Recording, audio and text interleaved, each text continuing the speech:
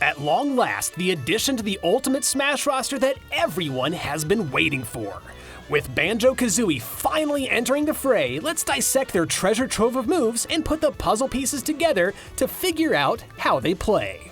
Keep in mind that even though there's a lot of speculation in this video, I do know my way around Smash better than your average Joe. So let's get to it. In Smash, having good mobility is critical.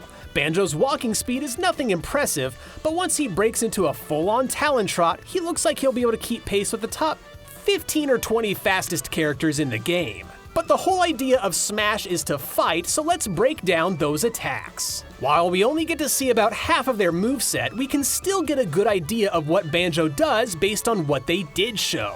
From the looks of it, Banjo does not have a rapid jab combo like a lot of characters do, instead only having a simple 3-hit combo.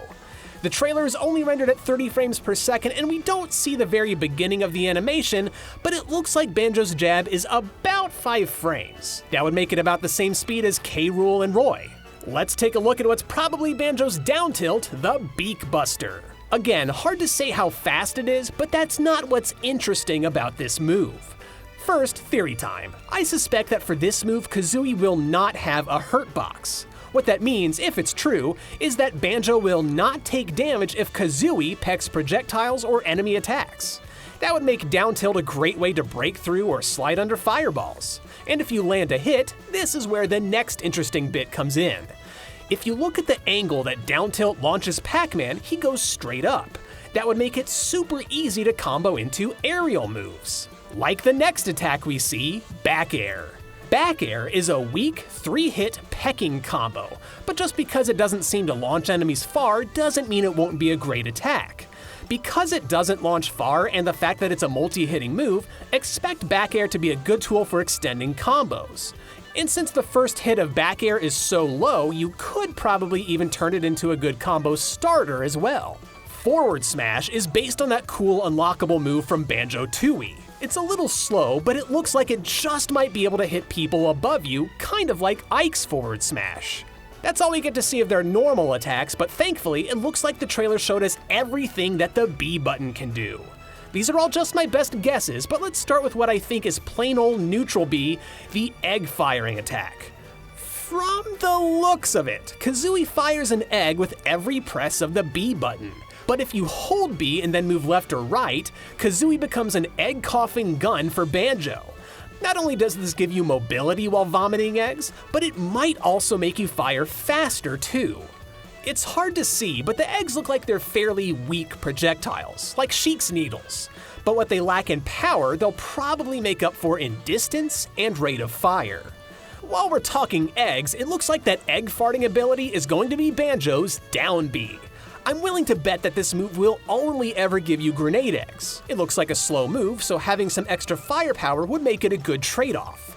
Side B is going to be an armored attack, the Wonder Wing. With it, you'll be able to blast right through projectiles and damage enemies, but there's a catch. This move is limited to absorbing just 5 hits, and I expect that because of all the benefits you get from using it, there's going to be a long period of vulnerability when the move is over too, so make sure to use it wisely. The last move is Banjo's up B, the Shock Spring Jump. There are some subtle visual hints that seem to say that you can charge this move for more vertical distance, kind of like in the original game. And like Sonic and Mega Man, Banjo will be able to attack after using up B or even double jump if he hasn't used it yet.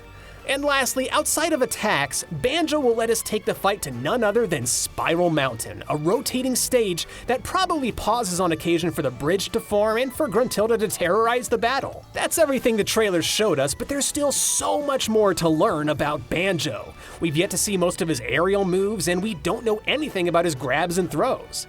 Still, when you piece together what we do have, Banjo looks like he's shaping up to be an all-arounder who excels at nothing, but has all the tools to keep up with a roster almost 80 strong. So there you have it. That's everything we know about Banjo's grand entrance into Smash. Now we just need to get him into his own new game. Sure would be a shame if this highly detailed Spiral Mountain never saw the light of day anywhere else.